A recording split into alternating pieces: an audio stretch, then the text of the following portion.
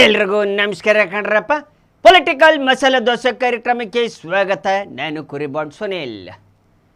Model house Janardhan Reddy ಅವರ ಮನೆಗೆ 5 ಕೋಟಿ ಮನೆಗೆ ಬೆಂಕಿ ಹಚ್ಚಿಬಿಟ್ಟವ್ರೆ. ಬೆಂಕಿ ಹಚ್ಚಿಬಿಟ್ಟವ್ರು. ಎಲ್ಲ ಫರ್ನಿಚರ್ಗಳು ಒಳಗಡೆ ಏನೇನು ಸೋಫಾ ಸೆಟ್ ಏನು ಮಾಡಿಟ್ಟಿದ್ರು ಎಲ್ಲ ಸುಟ್ಟು ಹೋಗ್ಬಿಟ್ಟಿದೆ. ಬರೋಬ್ಬರಿ 5 ಕೋಟಿ ಮನೆನ ಸುಟ್ಟು ಹಾಕಿರೋಂಥದ್ದು. ಇದು ಭರತ್ ರೆಡ್ಡಿ ಅವರ ಕೈವಾಡ ಅಂತ ಹೇಳ್ತಾ ಇದ್ದಾರೆ ಡೈರೆಕ್ಟ್ ಆಗಿ. ಅವ್ರ ಕಡೆಯವರು ಮಾಡಿರೋಂಥದ್ದು. ರಾತ್ರಿ ಒಬ್ಬ ಸಿಕ್ಕಾಕೊಂಬಿಟ್ಟವನೇ ಹುಡುಗ ಅದ್ರೊಳಗಡೆ. ಎಲ್ಲ ಬೆಂಕಿ ಒಳಗಡೆ ತೋಟದ ಹತ್ರ ಹೋಗಿ ಕಾಯಿಸ್ಕೊಂಡು ಕೂತ್ಕೊಂಡಿದ್ರಂತೆ. ಇಲ್ಲಿ ಯಾಕೋ ಬಂದಿದ್ದೀರಾ ಅಂದ್ರಂತೆ. ಏನಿಲ್ಲ ಅಲ್ಲಿ ಏನೋ ಗಲಾಟೆ ಐತಲ್ಲ ಓಡಿ ಬಂದ್ವಿ. ಅದು ಶ್ರೀರಾಮುಲು ಅವರ ತೋಟ ಆಗಿತ್ತಂತೆ. ಸೊ ಅಲ್ಲಿರೋರು ಅವ್ರ ಕಡೆಯವ್ರಿಗೆ ಗೊತ್ತಾಗೋಯ್ತು ಇವ್ರು ಬೆಂಕಿ ಹಚ್ಚಿ ಬಂದವ್ರೆ ಜನಾರ್ದನ್ ರೆಡ್ಡಿ ಸಾಹೇಬ್ರ ಮನೆಗೆ. Model house full model house ಈಗ ಎಲ್ಲ ಸುಟ್ಟು ಹೋಗ್ಬಿಟ್ಟಿದೆ ಕಣಪ್ಪ. ಬರೋಬ್ಬರಿ 5 ಕೋಟಿ ಮನೆನ ಸುಟ್ಟು ಹಾಕಿದ್ದಾರೆ. ದ್ವೇಷಗಳಂದ್ರೆ ಹಿಂಗ. ಈಗ ಇನ್ನೊಂದು ಸ್ವಲ್ಪ ದಿವಸದ ಹಿಂದೆ ಗುಂಡುಗಳು ಆರಿಸಿ ಆಗಿತ್ತು, ಒಬ್ಬರು ಸಾವಾಗೋಯ್ತು ಗೊತ್ತಿರಬೇಕು. ಇನ್ನು ಕಾಂಗ್ರೆಸ್ ಅವ್ರು ಯಾಕೆ ಹಂಗೆ ಇದು ಬಿ ಜೆ ಪಿಗೂ ಕಾಂಗ್ರೆಸ್ಗೆ ಯಾಕೆ ಹಿಂಗೆ ಅಂಟ್ಕೊಂಬಿಟ್ಟದೆ ಅಂತ ಎಲ್ಲರಿಗೂ ಅನುಮಾನ ಕಣಪ್ಪ. ಅದು ಜನಾರ್ದನ್ ರೆಡ್ಡಿ ಅವರ ಮನೆಯಲ್ಲೇ ಕಣ್ಣು ಬಿದ್ದುಬಿಟ್ಟಿದೆ ಅಲ್ಲ ಯಾಕೆ ಅಂತ ಜನಗಳು ಮಾತಾಡ್ತಾವ್ರಿ. ಅದು ಅವರೇ ಹೇಳ್ಬೇಕು ಕಣಪ್ಪ. ಕಾಂಗ್ರೆಸ್ ಅವ್ರು ಯಾಕೆ ಅವ್ರ ಮೇಲೆ ಅಟ್ಯಾಕ್ ಮಾಡವ್ರಿ ಅಂತ. ಇನ್ನು ರಾಜ್ಯಪಾಲರು ಅವ್ರು ಬರ್ಕೊಂಡು ಬಂದು ಓದಿದ್ದಾರೆ. ಅವ್ರು ಬರ್ಕೊಂಡು ಬಂದಿದ್ದು ಓದ್ಬಿಟ್ಟಿದಾರಲ್ಲ, ಅದಕ್ಕೆ ಈಗ ಕಾಂಗ್ರೆಸ್ನವರು ಪ್ರತಿಭಟನೆ ಮಾಡ್ತಿದ್ದಾರೆ ರಾಜ್ಯಪಾಲರವರ ವಿರುದ್ಧವಾಗಿ. ಪ್ರತಿಭಟನೆ. ಇವರು ನ್ಯಾಷನಲ್ ಸಾಂಗು ಆಡೋಕ್ಕೆ ಬಿಟ್ಟಿಲ್ಲ, ರಾಷ್ಟ್ರಗೀತೆ ಆಡೋಕ್ಕಿಂತ ಮುಂಚೆನೇ ಹೋಗ್ಬಿಟ್ಟಿದ್ದಾರೆ. ಅದು ಒಂದು ತಪ್ಪು ಮಾಡಿದ್ದಾರೆ ಅಂತ ಸಿದ್ದರಾಮಯ್ಯ ಸಾಹೇಬರು.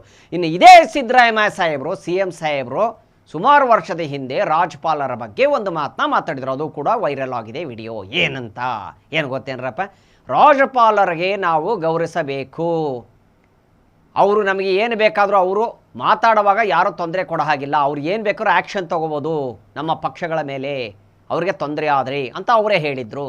ಈಗ ಇವರೇ ಅವರ ಮೇಲೆ ಪ್ರತಿಭಟನೆಗೆ ಇಳಿದಿದ್ದಾರಲ್ಲ, ಹೇಗೆ ಇದು ಅಂತ ಇನ್ನು ಕೆಲವರು ಪ್ರಶ್ನೆ ಆಗ್ತಾವ್ರೆ. ಇದು ಸಿದ್ದರಾಮಯ್ಯ ಸಾಹೇಬರು ಹೇಳಿದ್ದು. ರಾಜ್ಯಪಾಲರಿಗೆ ಗೌರವವನ್ನು ಕೊಡಬೇಕು ಅಂತ ಒಂದು ಸುಮಾರು ವರ್ಷದಿಂದ ಹೇಳಿದಂಥ ಮಾತು. ಈಗ ಅವರೇ ಅವರಿಗೆ ತಿರುಗಿ ನಿಂತವ್ರಲ್ಲ, ಹೆಂಗೆ ಇದು ಅಂತ ಜನಗಳು ಕೇಳ್ತಾವ್ರಿ. ಇದು ಸಿದ್ದರಾಮಯ್ಯ ಸಾಹೇಬರು ಅವರಿಗೆ ಉತ್ತರ ಕೊಡಬೇಕು. ನಮ್ಗೆ ಗೊತ್ತಿಲ್ಲ ಕಣ್ರಪ್ಪ. ನೀವೇನು ಹೇಳಿದ್ರೋ ಕಣ್ಣಿಂದ ನೋಡಿದ್ದು ಕಿವಿಯಿಂದ ಕೇಳಿದ್ದು ನಾವು ಹೇಳ್ತಾ ಇದ್ದೀವಿ ಕಣಪ್ಪ. ಓಕೆನಾ? ಇನ್ನು ಆರ್ ಅಶೋಕ್ ಸಾಹೇಬರು ಅಮಾನತ್ತು ಮಾಡಬೇಕು ಕಾಂಗ್ರೆಸ್ಸಲ್ಲಿ. ಯಾವುದು ತಿಮ್ಮಾಪುರದಲ್ಲಿ ಲಂಚ ಕೇಸಲ್ಲಿ ಬಿ ಜೆ ಪಿಯವ್ರು ಏನಾರು ಮಾಡಿಬಿಟ್ರೆ ತಪ್ಪು, ಅಮಾನತ್ ಮಾಡಿ ಕಳಿಸ್ಬಿಡ್ತೀರಾ ಎಲ್ಲರಿಗೂ. ಅಂದರೆ ಕಾಂಗ್ರೆಸ್ ಮಾಡ್ತಾ ಇರೋದೆಲ್ಲ ನಿಮ್ಗೆ ಸರಿನಾ? ಅವ್ರು ಮಾಡ್ತಾ ಇರೋದು ಸರಿ, ಅವ್ರನ್ನೂ ಅಮಾನತ್ ಮಾಡ್ಬೇಕು ನೀವು. ಧಿಕ್ಕಾರ ಧಿಕ್ಕಾರ, ಕಾಂಗ್ರೆಸ್ಗೆ ಧಿಕ್ಕಾರ ಅಂಥೇಳಿ ಸಭೆಯಲ್ಲಿ ಇವತ್ತು ಕೂಗಾಡ್ರಂಥದ್ದು ಕಣಪ್ಪ. ಎಲ್ಲ MLAಗಳು ಕೂಗಾಡ್ರಂಥದ್ದು. BJP MLAಗಳು ಕಾಂಗ್ರೆಸ್ನವ್ರು ಮಾಡ್ತಾ ಇರೋದು ಸರಿ, ನಾವು ಮಾಡಿದ್ರೆ ತಪ್ಪ ಅಂತ ಆರ್ ಅಶೋಕ್ ಸಾಹೇಬರು ಕೇಳಿರಂಥ ಪ್ರಶ್ನೆ ಸದಸ್ಯರಿಗೆ. ಏನ್ರಪ್ಪ ಇದು, ಏನೇನು ನಡೀತಾ ಇದ್ದ ಕಣಪ್ಪ. ಒಂದು ಬಿಟ್ಟರೆ ಒಂದಲ್ಲಪ್ಪ. ಇನ್ನು ಹಾಸನದಲ್ಲಿ ದೇವೇಗೌಡರ ಸಾಹೇಬರು ಪಾದಾರ್ಪಣೆಯನ್ನು ಮಾಡಿದ್ದಾರೆ ಹೆಲಿಕಾಪ್ಟ್ರಲ್ಲಿ. ಯಾಕಂದರೆ 25ನೇ ವರ್ಷದ ಬೆಳ್ಳಿ ಹಬ್ಬನ ಆಚರಿಸ್ತಾ ಇದ್ದಾರೆ JDS ಹಾಸನದಲ್ಲಿ. ಅಲ್ಲಿಂದನೇ ಪ್ರಾರಂಭವಾಗಲಿ ಹಬ್ಬ, ಅಲ್ಲಿಂದನೇ ಶುರು ಆಗಿಬಿಡಲಿ ಅಂತ, JDS ಹಬ್ಬ ಅಲ್ಲಿಂದನೇ ಶುರುವಾಗಲಿ ಅಂತ ಹೇಳಿ ದೇವೇಗೌಡರ ಸಾಹೇಬರು ಕೂಡ ಹೇಳಿರೋಂಥದ್ದು. ಇನ್ನು ದೇವೇಗೌಡರ ಸಾಹೇಬರು ಏನು ಹೇಳಿದ್ರು ಅಂದರೆ, ಕಾಂಗ್ರೆಸ್ನವರು JDSನ ಮಣ್ಣು ಪಾಲು ಮಾಡಬೇಕು ಅಂತ ಪ್ರಯತ್ನ ಮಾಡ್ತಾ ಇದ್ದಾರೆ. ಇರಲೇಬಾರ್ದು JDS ಎಲ್ಲೂ ಹಂಗೆ ಮಾಡೋಕ್ಕೆ ಹೋಗಿ ಪ್ರಯತ್ನ ಮಾಡ್ತಿದ್ದಾರೆ. ಅದು ಆಗದಿರೋ ಕೆಲಸ. ಸೊ ನಾವು ಅವಾಗಿಂದನೂ ಕಾಪಾಡ್ಕೊಂಡು ಬಂದಿದ್ದೀನಿ. 1986ಇಂದನೂ ನಾನು ಕಾಪಾಡ್ಕೊಂಡು ಬಂದಿರೋಂಥದ್ದು. 1986ಇಂದನೂ ನಾನು ಅದನ್ನು ಮಾಡ್ಕೊಂಡು ಬಂದಿದ್ದೀನಿ. ಅವಾಗಿಂದನೂ ಇದ್ದೀವಿ ನಾವು, ನಮ್ಮ ಪಕ್ಷ ಇದೆ, ಕಟ್ಕೊಂಡು ಬಂದಿದ್ದೀವಿ ಅಂತ ಹೇಳ್ತಾ ಇರೋದು. ಆಮೇಲೆ HD ಕುಮಾರಸ್ವಾಮಿ ಅವರು ಹೇಳಿರೋಂಥದ್ದು, JDS ಬಂದು ರೈತರ ಬೆಂಬಲಕ್ಕಾಗಿರುವಂಥ ಪಕ್ಷ, ರೈತರ ಸೇವೆಗಾಗಿರುವಂಥ ಒಂದು ಪಕ್ಷ JDS. ಅದನ್ನು ಮುಚ್ಚಾಕಲು ಅಷ್ಟು ಸುಲಭ ಅಲ್ಲ. ಕಾಂಗ್ರೆಸ್ ಪ್ರಯತ್ನ ಮಾಡ್ತಾನೆ ಇದೆ JDSನ ಏನಾದರೂ ಮಾಡಬೇಕು ಅಂತ, ಆದರೆ ಅದು ಆಗದಿರೋ ಕೆಲಸ. ಅವರು ಹೇಳ್ತಾ ಇರೋಂಥ ಮಾತು. ಇನ್ನು ರೇವಣ್ಣ ಸಾಹೇಬರು ಕೂಡ ಮಾತಾಡಿದ್ದಾರೆ. ಹಬ್ಬ ಬೆಳ್ಳಿ ಹಬ್ಬವನ್ನು ಆಚರಿಸ್ತಿದ್ದೀವಿ, 25ನೇ ವರ್ಷಕ್ಕೆ ಕಾಲಿಟ್ಟಿದೆ, JDS ಹಬ್ಬವನ್ನು ಆಚರಿಸ್ತಾ ಇದ್ದೀವಿ. ಸೊ ಇಲ್ಲಿ ಹಾಸನದಿಂದನೇ ಪ್ರಾರಂಭವಾಗಲಿ JDS ಹಬ್ಬ. ಅಂದರೆ ಶಕ್ತಿ ಪ್ರದರ್ಶನ, JDSನ ಶಕ್ತಿ ಪ್ರದರ್ಶನ ನಡೀತಾ ಐತೆ. ಎಲ್ಲಿ ಕಣಪ್ಪ ಗೊತ್ತಾಯ್ತಲ್ಲೇನ್ರಪ್ಪ? ಹಾಸನದಲ್ಲಿ ಶಕ್ತಿ ಪ್ರದರ್ಶನ ಮಾಡ್ತಾ ಇದ್ದಾರೆ JDS ಅವರು. ಇನ್ನು ಆ ಶಕ್ತಿ ಪ್ರದರ್ಶನ ಬಿಡಿ, ಹುಬ್ಬಳ್ಳಿಯಲ್ಲಿ ಒಂದು ಶಕ್ತಿ ಪ್ರದರ್ಶನ ಕಾಂಗ್ರೆಸ್ ಅವರು ಮಾಡ್ತಾ ಇದ್ದಾರೆ. ಸೊ ಜಮೀರ್ ಅಹಮದ್ ಸಾಹೇಬ್ರೆಲ್ಲ ಹೋಗಿದ್ದಾರೆ. ಅಲ್ಲಿ ದೊಡ್ಡ ಕಟ್ಔಟ್ ಏನು ನಿಲ್ಲಿಸಿದ್ರು ಕಾಂಗ್ರೆಸ್ ಅವ್ರದ್ದು, ಎಲ್ಲರದು ಫೋಟೋಗಳು ಹಾಕಿ ದೊಡ್ಡ ದೊಡ್ಡ ಕಟ್ಔಟ್ಗಳು ನಿಲ್ಲಿಸಿದ್ರಂತೆ ಕಣಪ್ಪ. ಅವು ಬಿದ್ದೋಗ್ಬಿಟ್ಟವೆ. 4 ಜನಕ್ಕೆ ಗಾಯ ಆಗಿದೆ. ಅವ್ರಿಗೆ ಹಾಸ್ಪಿಟ್ಲಿಗೆ ದಾಖಲಿಸಲಾಗಿದೆ ಅಂತ ಹೇಳಿದ್ರು. ಸರಿಯಾಗಿ ಕಟ್ಟಿರಲಿಲ್ವೋ, ದಾರ ಕಟ್ಟಿರಲಿಲ್ವೋ, ಗಾಳಿನೋ ಏನೋ ಗೊತ್ತಿಲ್ಲ ಕಣಪ್ಪ.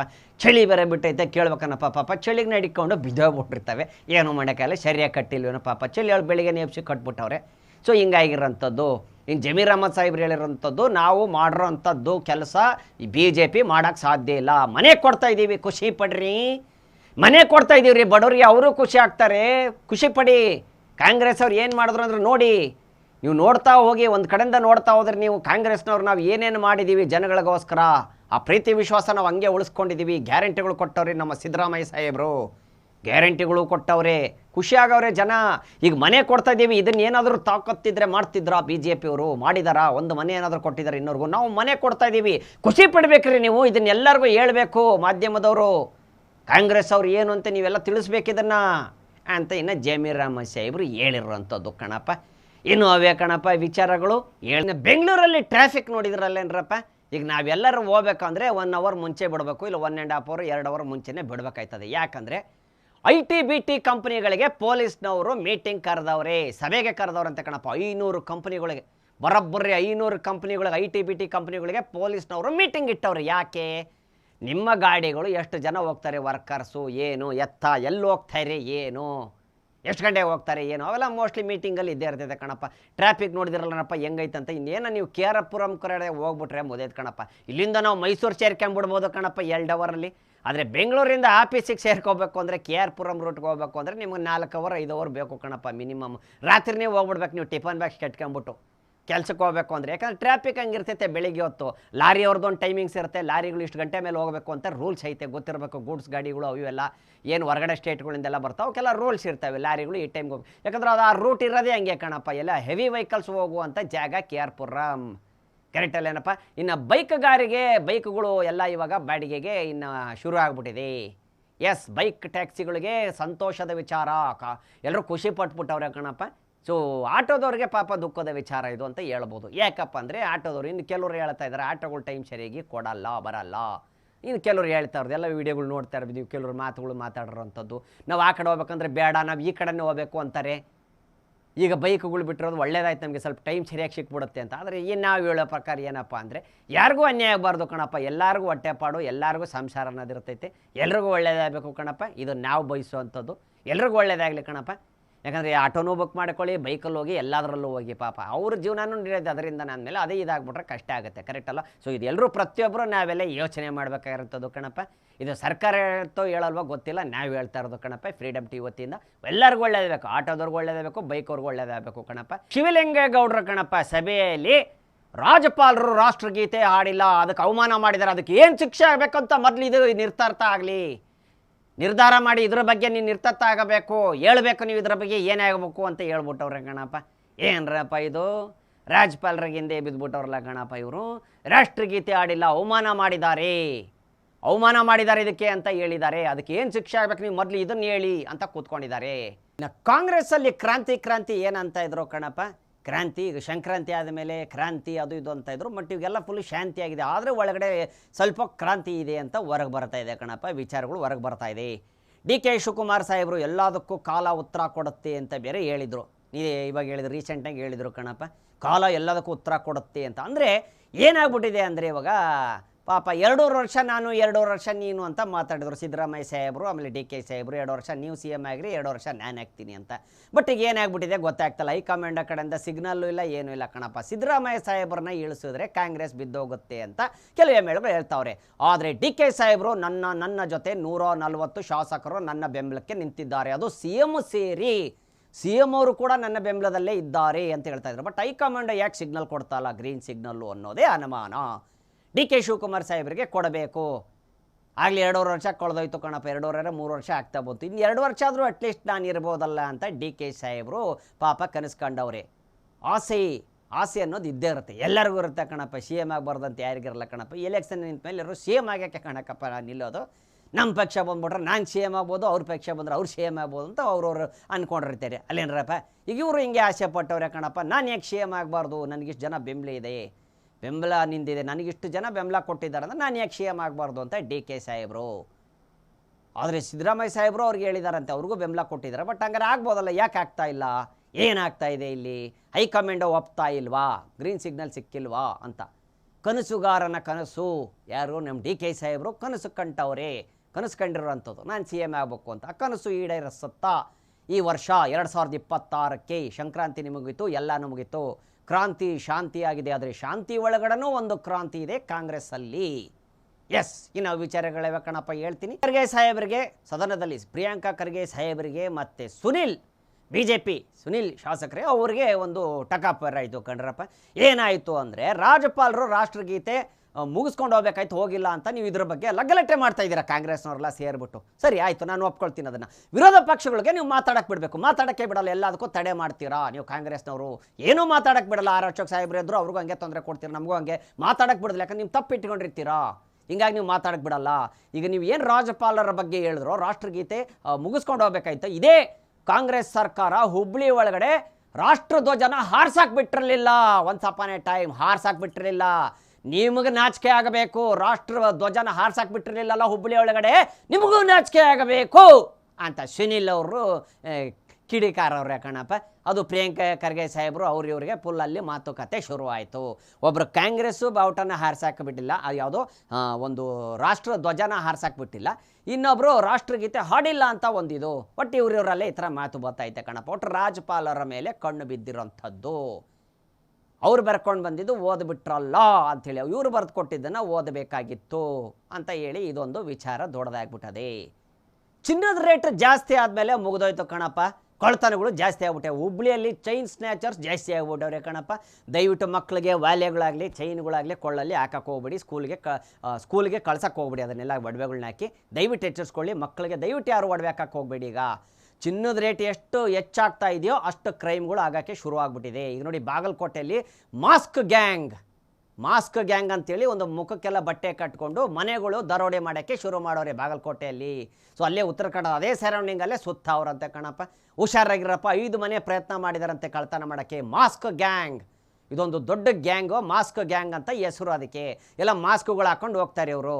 ಚಿನ್ನದ ರೇಟ್ ಏನು ಜಾಸ್ತಿ ಆಗ್ಬಿಡ್ತೋ ಇವಾಗ ಕ್ರೈಮ್ಗಳು ಜಾಸ್ತಿ ಸ್ಟಾರ್ಟ್ ಆಗಿಬಿಡುತ್ತೆ. ದಯವಿಟ್ಟು ಒಡವೆಗಳನ್ನ ಹಾಕ್ಕೊಂಡು ಹೋಗಬೇಡಿ. ಮದುವೆ ಇದೆಯೋ ಏನೋ ಫಂಕ್ಷನ್ ಇದೆಯೋ ಮನೆಯಲ್ಲಿ ಮಾಡ್ಕೊಳ್ಳಿ. ಮದುವೆಗೆ ಹೋಗ್ಬೇಕಾದ್ರೆ ಹುಷಾರಾಗಿ ಕಾರಾಗಿರಲು ಹೋಗ್ತಿರೋ, ಎಲ್ಲೋ ಬಸ್ಸಲ್ಲಿ ಹೋಗ್ಬೇಕಾರೋ, ಇಲ್ಲ ಆಟೋನೋ ಕಾರಲ್ಲೋ ಏನೋ ಬಾಡಿಗೆ ಇಡುವ ಹೋಗಕ್ಕೆ ಹೋಗ್ಬಿಡಿ ದಯವಿಟ್ಟು. ಯಾಕಂದ್ರೆ ಕಣ್ಣುಗಳು ಬಿದ್ದರೆ ತುಂಬ ಕಷ್ಟ ಆಗುತ್ತೆ. ದಯವಿಟ್ಟು ಸುರಕ್ಷಿತವಾಗಿ ನಿಮ್ಮ ಒಡವೆಗಳನ್ನ ನೀವು ಕಾಪಾಡ್ಕೊಳ್ಳಿ. ಕಷ್ಟಪಟ್ಟು ತೊಗೊಂಡಿರ್ತೀರ ಕಣ್ರಪ್ಪ. ಅಲ್ಲೇನರಪ್ಪ ಯಾರೋ ಬಂದು ಹಿಂಗೆ ದೋಚ್ಕೊಂಡು ಹೋಗ್ಬಿಟ್ರೆ ಒಂದು ಸೆಕೆಂಡ್ ಒಳಗಡೆ ಎಷ್ಟು ಬೇಜಾರಾಗುತ್ತೆ ಕಣಪ್ಪ.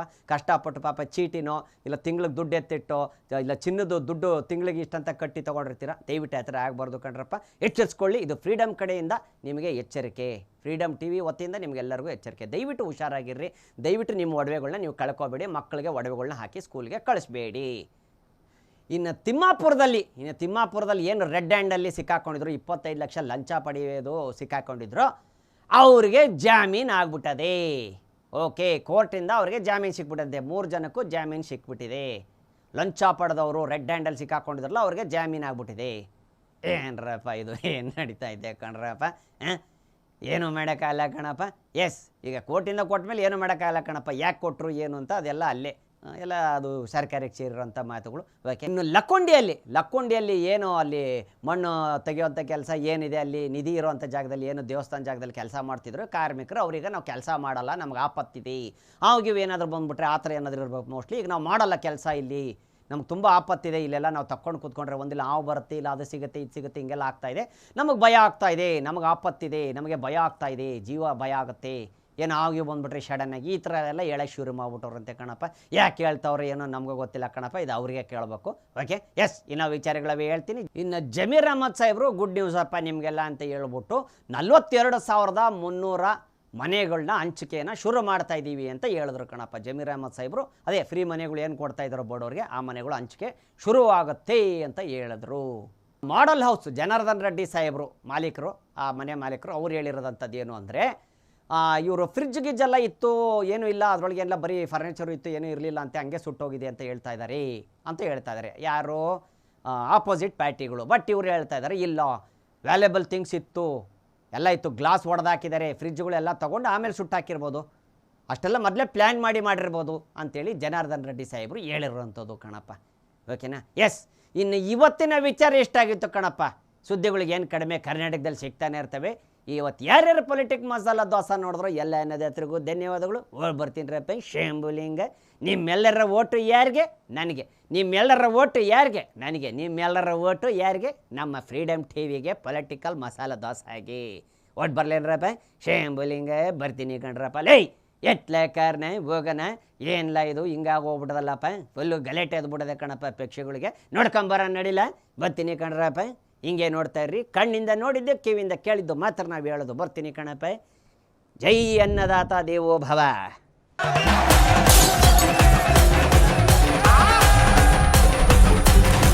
ಕ್ಷಣ ಕ್ಷಣದ ಸುದ್ದಿಗಳಿಗಾಗಿ ಫ್ರೀಡಂ ಟಿವಿ ಸಬ್ಸ್ಕ್ರೈಬ್ ಮಾಡಿ, ಲೈಕ್ ಮಾಡಿ ಹಾಗೂ ಫಾಲೋ ಮಾಡಿ. ಹೊಸ ಸುದ್ದಿಗಳ ನೋಟಿಫಿಕೇಶನ್ಗಾಗಿ ಬೆಲ್ ಐಕಾನ್ ಮೇಲೆ ಕ್ಲಿಕ್ ಮಾಡಿ.